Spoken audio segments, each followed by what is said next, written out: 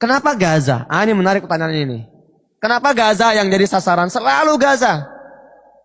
Kan ada banyak kota di Palestina itu, ada Sofat, ada Khalil, ada Ariha, Jericho, ada Yerusalem, ada Ramallah, ada Hebron, Khalil.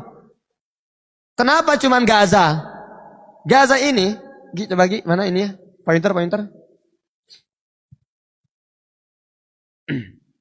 Gaza ini adalah satu kecamatan kecil di Palestina. Kita lihat ini ya. Nah ini coba diperkecil, di zoom out.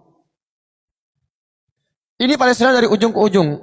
Dari utara ke selatan, luasnya 78.000 km persegi. Perhatikan. Ini Gus itu nggak paham masalah ini. Jadi antum Masya Allah beruntung. Antum sekarang bisa lebih paham dari dia. Gaza ini, nah ini namanya Gaza nih. Kecil segini nih. Nah ini coba diperbesar lagi. Nah ini namanya tepi barat yang berbatasan dengan Yordan. Di sinilah Masjidil Aqsa nih. Al-Quds di sini. Gaza di sini. Si Gus itu dia cuma kesini beberapa hari, balik lagi ke Indonesia, enggak sempat mampir ke Gaza, lalu dia berkesimpulan bahwa tidak ada kehancuran di Gaza. Kalau saya sudah tinggal 12 tahun di Gaza, jadi enggak mungkin penglihatan saya ini. Ya. Apakah saya hanya bermimpi selama ini 12 tahun di Gaza? Kenapa Gaza yang menjadi titik serangan berkali-kali? Gaza lagi. Begini, teman-teman. Kita kembali ke tahun 50-an. Awal-awal Israel ini mendeklarasikan diri sebagai sebuah negara. Perdana Menteri Israel yang pertama namanya David Ben Gurion.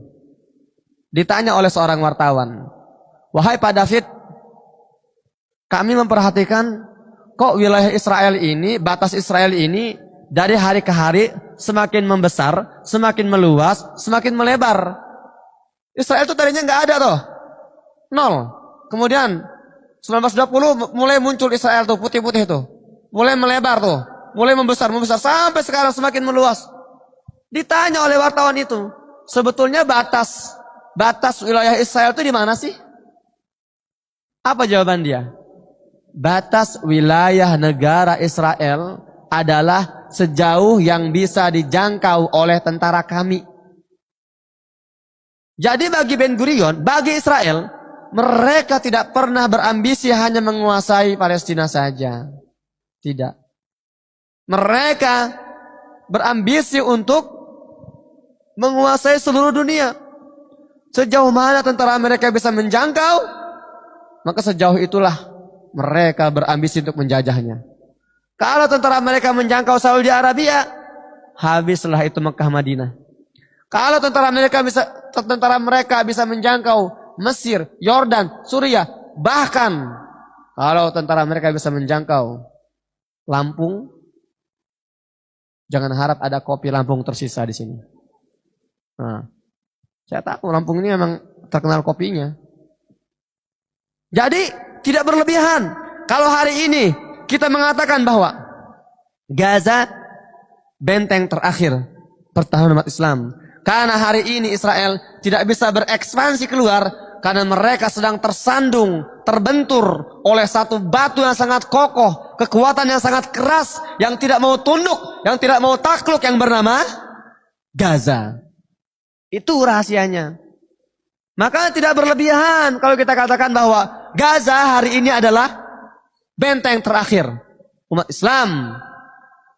Kalau Gaza tumbang, kalau Gaza takluk, kalau Gaza runtuh, kalau Gaza menyerah, tidak ada lagi kebaikan untuk umat Islam hari ini. Wih, ekstrim banget bahasanya, kebaikan umat Islam.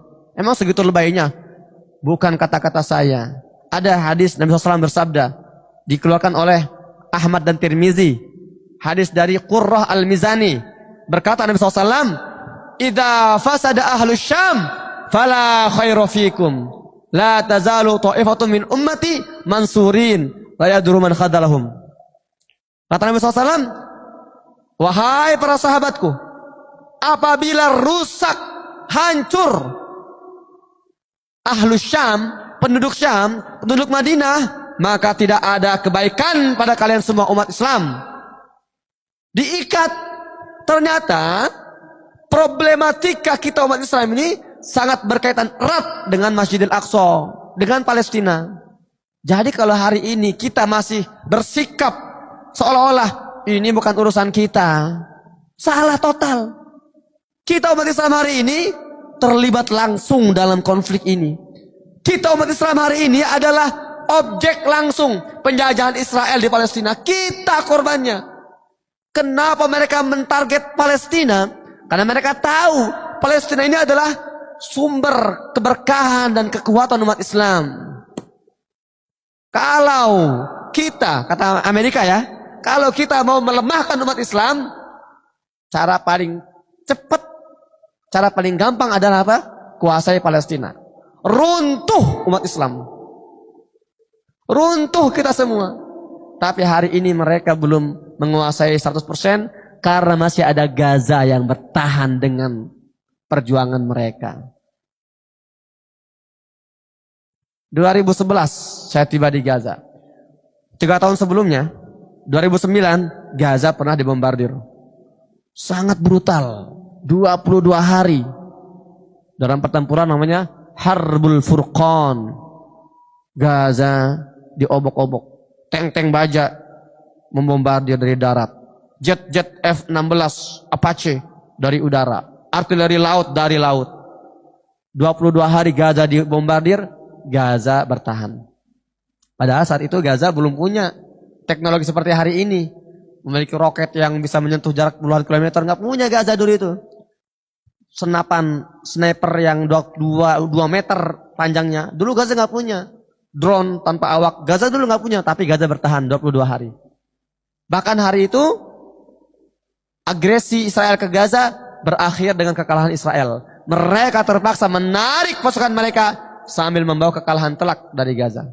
Gaza bertahan. 2009 itu ya. Kemudian 2012, saya sudah di Gaza nih. Israel kembali agresi Gaza. Dalam pertempuran namanya Hijaratus Sijil. 8 hari kami dibombardir. Kenapa cuma 8 hari? Enggak lebih lama? Karena di hari ke-7, hari ke-8 Brigada Azzuddin Al-Qassam melaunching perdana roket M75. Roket Maqadma 75 yang artinya roket yang bisa menjangkau 75 km langsung menghujani ibu kota Israel, Tel Aviv. Kaget Israel. Wow, kita luput. Ternyata Al-Qassam sekarang punya roket yang bisa menghujani ibu kota. Mereka langsung angkat bendera putih. Israel kalah 8 hari perang. Mereka mulai mempersiapkan diri lagi. Sampai 2014 mereka kembali agresi Gaza. Lebih brutal. 51 hari kami dibombardir. Lebih masif, lebih parah, lebih kejam. Tapi Gaza bertahan.